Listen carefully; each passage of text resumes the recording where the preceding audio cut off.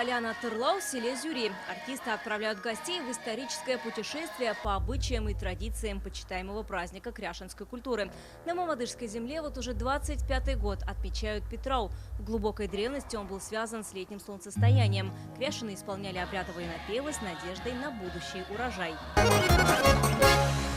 Традиционно в кряшенской культуре Петрау отмечается 12 июля, в день памяти апостолов Петра и Павла. Праздник называют еще Петров день, отсюда и название Петрау. К празднику готовятся заранее, сначала постятся, потом прибираются дома и накрывают праздничный стол. С утра мы готовим всякие вкусняшки, блины, пироги, пельменки, все хорошее. Очень вкусные блюда готовим. И после мы и приезжаем вот сюда выступать с нашим ансамблем. Мы бережно храним наши традиции. Петрау для нас один из главных праздников. Мы тщательно к нему готовимся. В Петрау мы обязательно накрываем на стол, готовим праздничные обеды и отправляемся на гуляние. В отличие, например, от Каравона или Сабантуя, где веселиться начинают с утра, гуляния на Петрау начинаются во второй половине дня, а заканчиваются глубоко за полночь.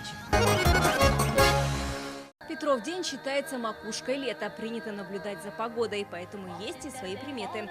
Если в Петров день на улице сухо, то и оставшееся лето будет жарким. А если в этот день трижды идет дождь, урожай будет обильным. Если дважды – хорошим. Апостол Петр был рыбаком, поэтому говорят, каков улов в этот день, таким он будет в течение всего года.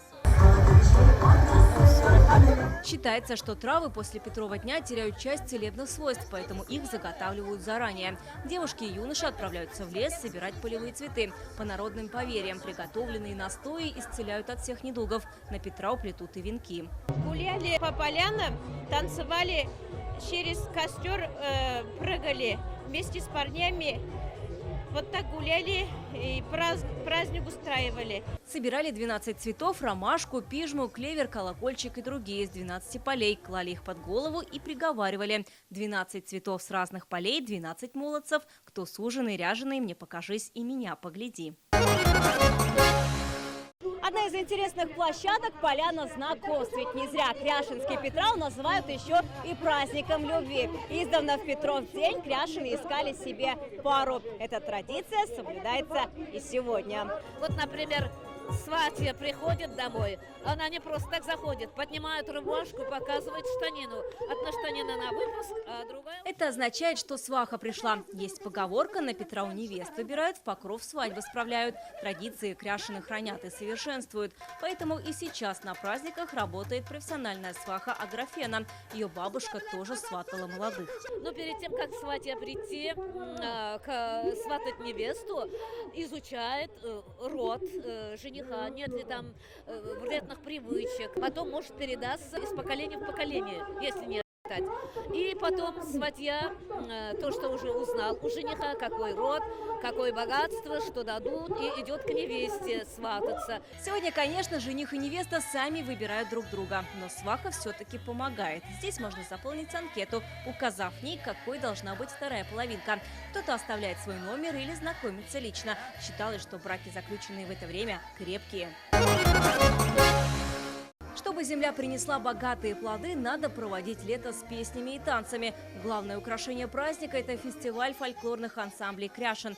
В Мамадышский район съезжаются 50 лучших коллективов со всего Татарстана и регионов России. Они бережно хранят свои песни поколениями. Все мы должны об этом знать, помнить корни свои, традиции свои. Это наши предки, это наша земля, это наша родина. Все это мы должны передавать молодым людям. Петрау считается календарной границей года, после которой природа начинает готовиться к осени. В этот день принято встречать рассвет в поле. Вот и Петрау начинают праздновать ближе к закату и гуляют до утра.